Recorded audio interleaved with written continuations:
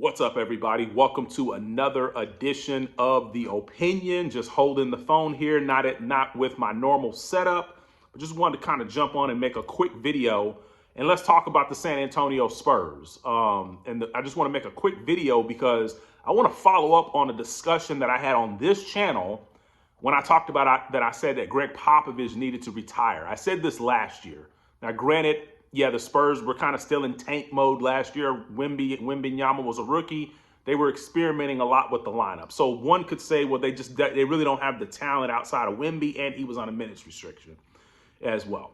But I want to make a follow-up video to that discussion. And my follow-up video, I really want to ask the San Antonio Spurs to really, I think it's time for the Spurs to really consider moving completely away from the Popovich system. And granted, the reason why I say the Popovich system, because Popovich obviously had a health scare at the beginning of the year, and he hasn't been coaching since early November. So now they now have Mitch Johnson, who's the interim coach, who's been coaching virtually, the entire season outside of the first, 5 or 6 games, as well. And the reason why I say that I think the Spurs should really consider just getting away from the entire Pop system, because I think for me, just watching the San Antonio Spurs, and I've watched just about every game. If I've missed any games, it's probably been 1 or 2, and I ain't missed many.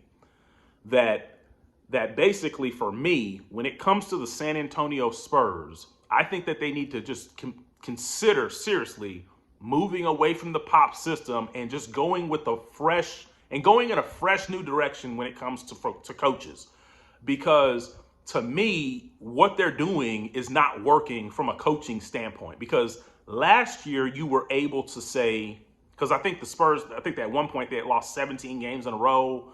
But, that's standard, right? They had the first pick. They drafted Wemby. So they weren't necessarily supposed to be good. But you're just not seeing the improvement to the level that you need to see it. Now, are the Spurs better this year than they were last year? Yes. At the time of making this video, the Spurs have 22 wins. Spurs had 22 wins all of Wemby's rookie season. So, yes, they are a better team, but they're not as far along as they should be, because the Spurs have not only improved in their talent, some of the guys on their team have gotten better.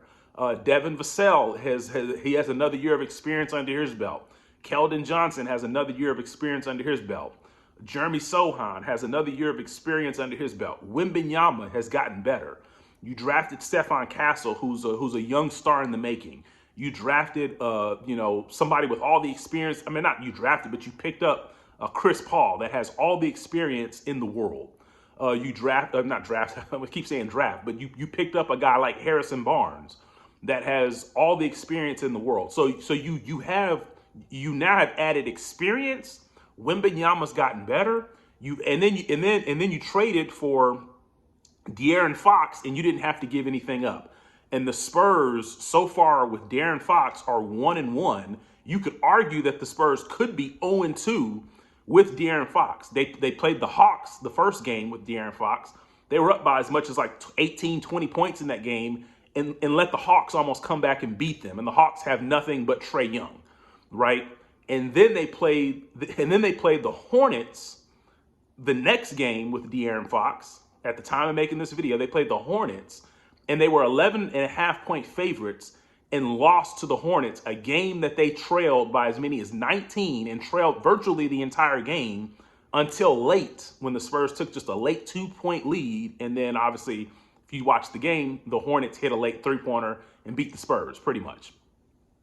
So my point is that I think it's time for the Spurs to move away from the Greg Popovich system, from the Greg Popovich coaching staff, the Greg Popovich coaching tree. And they can't do it now, but I'm talking about after the season, because what they're doing is not working. It's just not. I mean, you've improved majorly in your talent, and you're sitting at 12th right now. Like, I'm going to lay out some evidence here, right? Why is it that at the time of making this video, and things could change, so I don't want somebody coming back months later, after things that I can't see has materialized.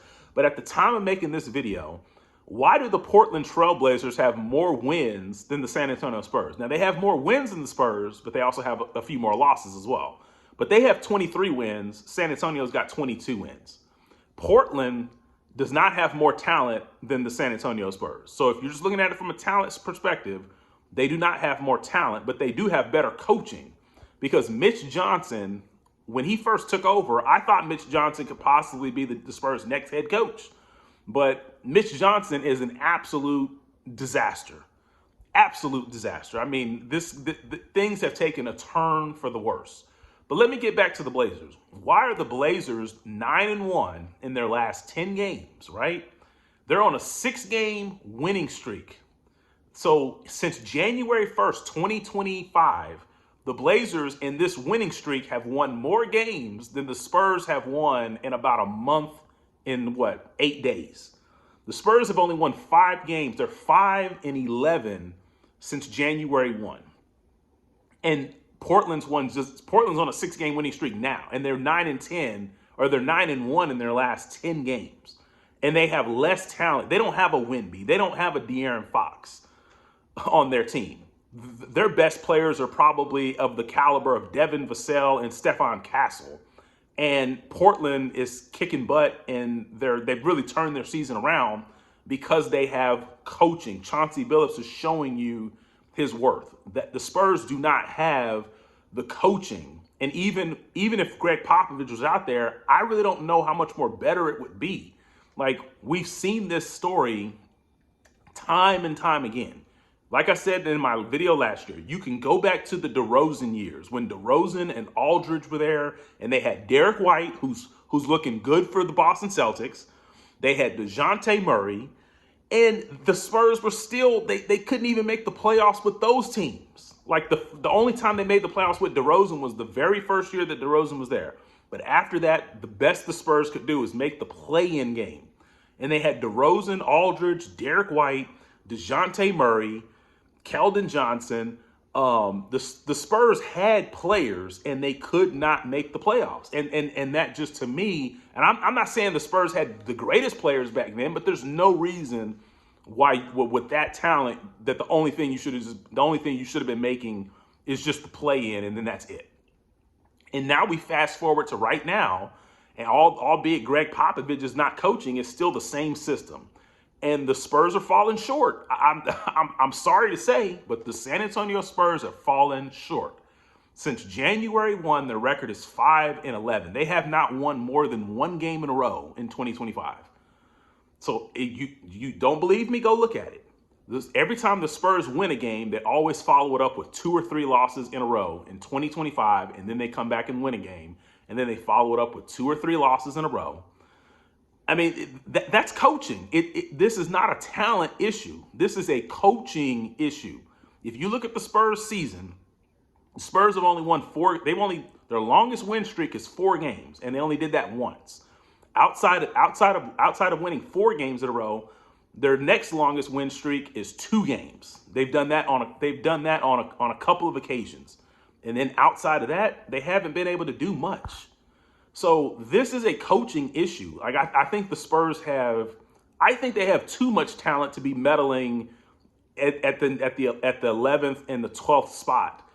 And Portland's probably going to catch them because Portland's playing better ball than the Spurs right now. So if Portland finishes the year in the Western Conference, even if Portland doesn't make the play-in, if Portland finishes ahead of the Spurs, that should be a wake-up call that this is coaching, and the Spurs need to move in a completely different direction. Because, like I said, Mitch Johnson is a disaster as far as I'm concerned. And Brett Brown, they at least need to see what Brett Brown can do. I'm not saying see if Brett Brown can be your next coach, but let's make Brett Brown the interim coach for the rest of the year or something, because it's not working with Mitch Johnson. It's just not. I mean, you lose to the Charlotte Hornets, a team that you're favored 11.5 points. They just traded away their big man to the Lakers. So they have no big men.